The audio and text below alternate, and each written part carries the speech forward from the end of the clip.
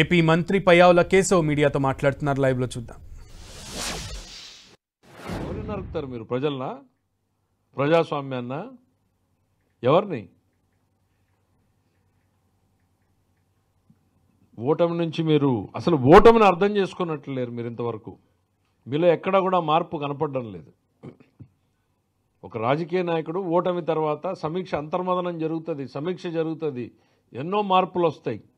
కానీ మీలో ఎక్కడా కూడా మార్పు అనేది ఎక్కడా కూడా కనపడడం లేదు. ఏం చేశారు మీరు? తెనాలికి వెళ్ళి మీరు పరామర్శించింది ఎవరిని? 9 కేసులు 10 కేసులు ఉన్నటువంటి రౌడీ షీటర్లని. అవి ఏమన్నా మేము పెట్టామా? మీ గవర్నమెంట్లో మీరున్నటువంటి టైంలో మీరు పెట్టినటువంటి కేసులే కదా. ఏం మెసేజ్ ఇచ్చారు సమాజానికి? దాని తర్వాత పొదిల్లో రైతుల పేరు చెప్పి మీరు చేసినటువంటి అరాచకం ఏంటి? మహిళల మీద మీరు సృష్టించినటువంటి తీవ్రమైనటువంటి దాడులు ఏ రకంగా ఉన్నాయి?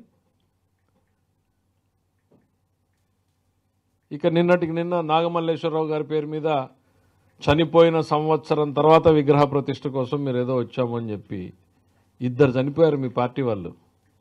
కనీసం బండాపి నిలబడి వాళ్ళ పరిస్థితి ఏందని పలకరించావా? కర్కశ హృదయం మీది. ఒక్క సెకండ్ కూడా ఎవరు మీ వాళ్ళు ఆపలా.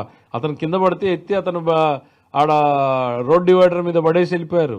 మళ్ళీ మా ప్రభుత్వం అతను 108 సర్వీసెస్ పంపించి హాస్పిటల్కి చేర్చింది, కానీ ప్రాణం పోయింది. 2 ప్రాణం పోతే కనీసం వాళ్ళని ఏంటి అనేటువంటి పరామర్శించేటువంటి ఓపిక లేదు. కానీ సంవత్సర క్రితం చనిపోయినటువంటి అదేంటి మళ్ళీ మా పాపం అంట. పోలీసులు బెదిరించారంట. ఎవరయ్యా గవర్నమెంట్లో ఉన్నది ఆ రోజున? ఎఫ్ఐఆర్ పెట్టిన రోజున గవర్నమెంట్లో ఉన్నది ఎవరు? జగన్మోహన్ రెడ్డి గారు. ద ఎఫ్ఐఆర్ కాపీ ఇది. 5/7/2024 జగన్మోహన్ రెడ్డి గారే ఆపద్ధర్మ ముఖ్యమంత్రి. కౌంటింగ్ రోజు, కౌంటింగ్ తర్వాత రోజు జరిగినటువంటి సంఘటనలు ఇవన్నీ కూడా. బెట్టింగ్ కట్టాడు, బెట్టింగ్లో డబ్బులు ఊర్లో వాళ్ళందరూ వచ్చి ఆయన మీద తిరుగుబాటు ఏదో చేస్తే ఒకరు మీద ఒకరు పోయి పోలీస్ స్టేషన్లో కంప్లైంట్లు ఇచ్చుకున్నారు. మీ ప్రభుత్వంలో నువ్వు ముఖ్యమంత్రిగా ఉండగా జరిగినటువంటి సంఘటనలకి మేం బాధ్యులమా? మాకేం సంబంధం? ఇక అంత సంవత్సరం తర్వాత విగ్రహాన్ని పెట్టి ప్రేమను కనపరుస్తూ ఉన్నావు. మరి సొంత బాబాయ్ కుటుంబాన్ని పరామర్శించలేకపోయావు. 5 ఏళ్ళు 6 ఏళ్ళు అయిపోయినా. బాబాయ్కి కూడా ఓ విగ్రహాన్ని పెట్టించుండొచ్చు కదా. విగ్రహాల పేరుతో పర్యటనలు చేసినటువంటి చరిత్ర మనకుంది కదా. ఈ రాష్ట్రం మొత్తం మీద విగ్రహాలు పెట్టే పేరుతో రాజకీయం చేసినటువంటి చరిత్ర మనకున్నప్పుడు మరి ఆ సొంత బాబాయ్ కుటుంబాన్ని కూడా పరామర్శించి ఉండాల్సింది, ఆయనకు కూడా విగ్రహాన్ని పెట్టి ఉండాల్సింది. మీ ఆలోచనల్ని ఆ వేదిక ద్వారా ప్రజలతో పంచుకో ఉండాల్సింది. మీ ఆ బాబాయ్ పట్ల, బాబాయ్ కుటుంబం పట్ల, ఆ సంఘటన పట్ల మీ అనుభవాలు ఏంటి, మీ ఆలోచనలు ఏంటి అని. ఈరోజు నాగమల్లేశ్వరరావు గారు వేదిక మీదకి వెళ్ళి కులాల ప్రస్తావన ఎందుకండి? ఒక ముఖ్యమంత్రిగా ఉన్నప్పుడు మీరు అట్లే చేశారు. మాజీ ముఖ్యమంత్రిగా ఉన్నప్పుడైనా మీరు మారుతారనుకుంటే ఇప్పుడు అట్లానే మారుతా ఉన్నారు. నాని అమాయకుడు, వంశీ అమాయకుడు, జోగి రమేష్ అమాయకుడు,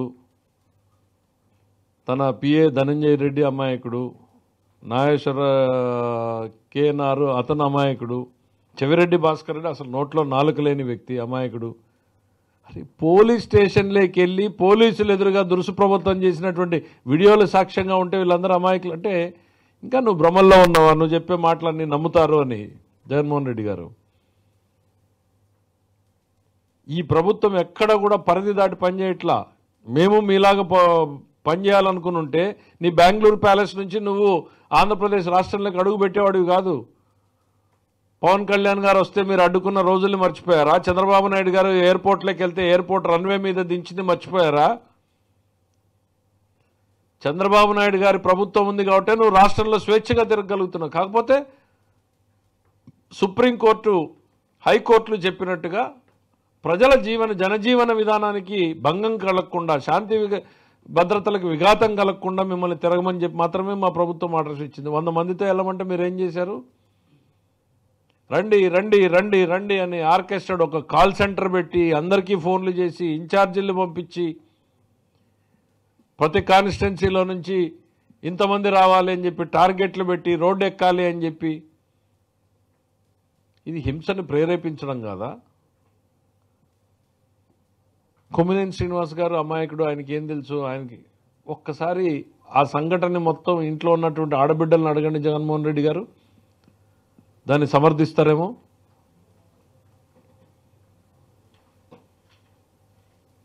మీకు అట్లాంటి ఆలోచనలు ఉండవులే. ఇంకా సొంత తల్లి చెల్లి పరిస్థితి ఏంటి అనేటువంటిది అర్థమైంది. చెల్లి మీదనే నిఘా పెట్టినటువంటివి నీకు ఇవన్నీ పెద్దగా స్పందిస్తావు పట్టించుకుంటావు అని అనుకోవడం కూడా మాకు భ్రమే అవుతుంది.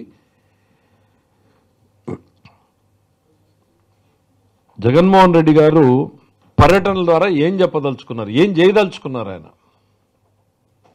రౌడీ షీటర్లను పరామర్శించడము, బ్లేడ్ బ్యాచ్ల్ని, గంజాయి బ్యాచ్ల్ని, బెట్టింగ్ బ్యాచ్ల్ని ఇవన్నింటినీ సమీకరించుకుని రాష్ట్రంలో అరాచకాన్ని విధ్వంసాన్ని సృష్టించడమే లక్ష్యంగా జగన్మోహన్ రెడ్డి గారు పర్యటనలు సాగుతున్నాయి.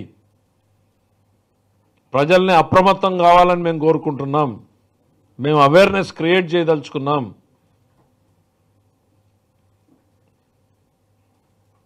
తన చుట్టూ ఒకవైపు ఓటమి భారం, మరోవైపు తనను వీడిపోతున్నటువంటి అనుచరగణం, మరోవైపు చుట్టుముడుతున్నటువంటి కేసులు, ఇంకా తన బలహీనపడిపోయి కుప్పకూలిపోతాననేటువంటి తరుణంలో ఈ రాష్ట్రంలో ఒక విధ్వంసాన్ని అరాచకాన్ని సృష్టించి దృష్టి మరల్చాలి అనేటువంటి ఆలోచనతోని. ఎందుకండి జగన్మోహన్ రెడ్డి గారు? తల్లికి వందనంలో మేము 15,000 రూపాయలు ఇస్తే మీకు కడుపు మంటనా? దీపం సిలిండర్లు ఇస్తే మీకు కడుపు మంటనా?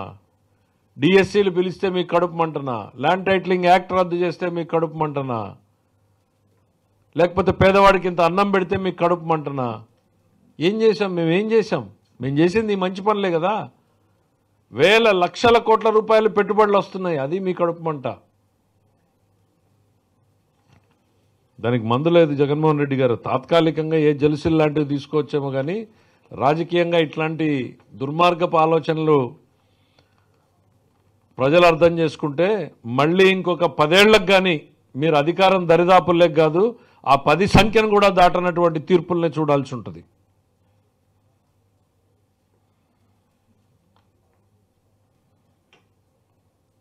ఇంకా ఏంటి, వాళ్ళంతా అమాయకులను చాలా పెద్ద లిస్టు చెప్పాడు. వాళ్ళ మీద అక్రమ కేసులు పెట్టారు అనేటువంటిది. ఒక్కసారి గుర్తు తెచ్చుకోండి జగన్మోహన్ రెడ్డి గారు. గత 5 ఏళ్ల పాలనలో మీరు చేసినటువంటి అరాచకాలు ఏ రోజైనా ఈ రాష్ట్రం ప్రశాంతంగా ఉందా? భయం నీడన బిక్కుబిక్కుమంటూ ప్రతి ఒక్కరూ బతికేటువంటి పరిస్థితి.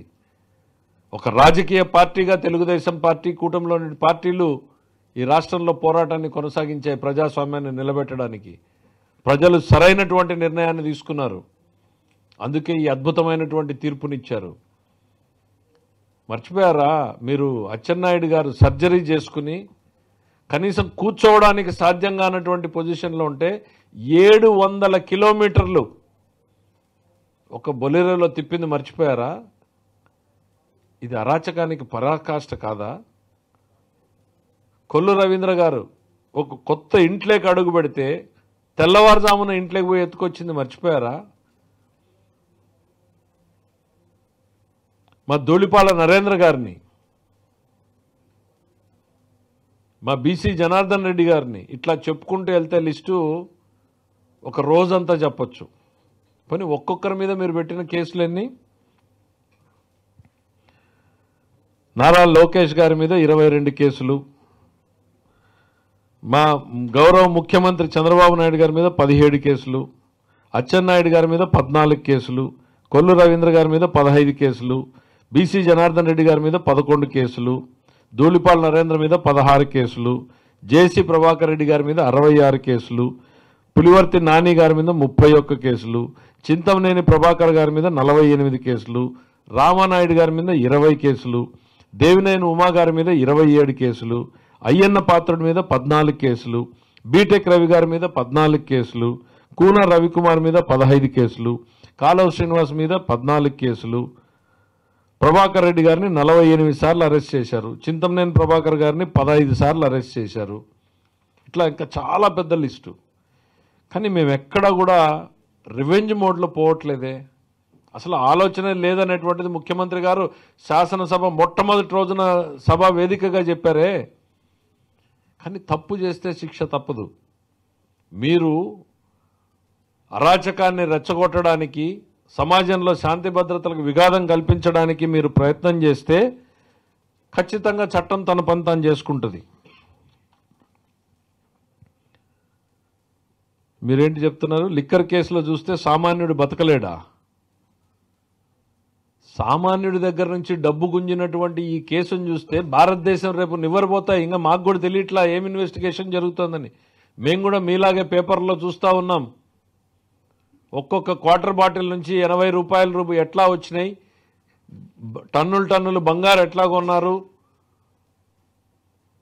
ఎవరికి ఎట్లా క్యాష్ మారింది, ఇవన్నీ మేము కూడా వార్తలు చూస్తూ ఉన్నాం. ఆ ఇన్వెస్టిగేషన్లన్నీ బయటకు వస్తే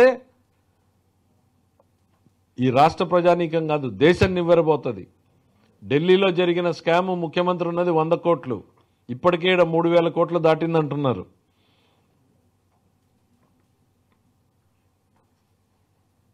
సంక్షేమ పథకాలతో నిలువున మోసం చేశారు.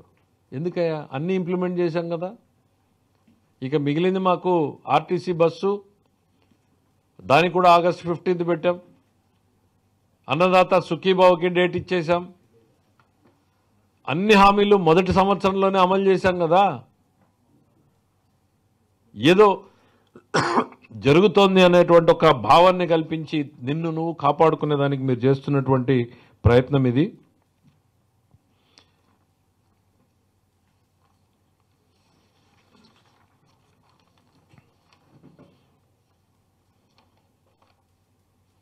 మీకు పోలీసులు నిన్న ఎంతమందిని అనౌన్స్ చేశారు? 100 మందిని అనుమతిస్తే మీరేం చేశారు?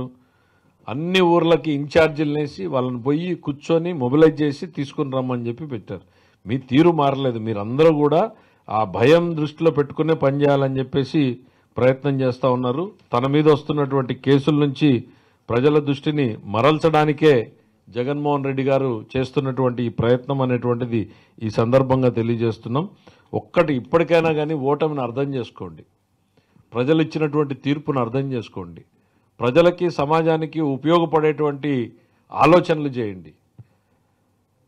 మా ప్రభుత్వం చాలా డెమోక్రటిక్గా పనిచేస్తుంది చంద్రబాబు నాయుడు గారు. కానీ గుర్తుపెట్టుకోండి, రాష్ట్రానికి ప్రమాదకరం అన్నటువంటి నక్సలైట్ల పట్ల కఠినంగా ఉన్నటువంటి పరిస్థితులు ఉన్నాయి. ఫ్యాక్షనిజాన్ని రూపుమార్పినటువంటి నిబద్ధత చంద్రబాబు నాయుడు గారికి ఉంది. చాలా ఓపికగా ఉంటాడు, సహనంగా ఉంటాడు. కానీ అరాచకాన్ని, విధ్వంసాన్ని మాత్రం టాలరేట్ చేసే పరిస్థితి ఉండదు. కేవలం జగన్మోహన్ రెడ్డి గారి పర్యటనలన్నీ కూడా రాష్ట్రంలో రౌడీలారా నా వెనక రండి, నేను మీకున్నాను అని ఒక భరోసానిచ్చే కార్యక్రమంతో రాష్ట్రంలో విధ్వంసాన్ని సృష్టించి, అరాచకాన్ని సృష్టించి తన మీద చుట్టుముడుతున్నటువంటి కేసుల నుంచి దృష్టి మరల్చుకోవడానికి చేస్తున్నటువంటి ప్రయత్నాలే ఈ పర్యటనలు. Thank you.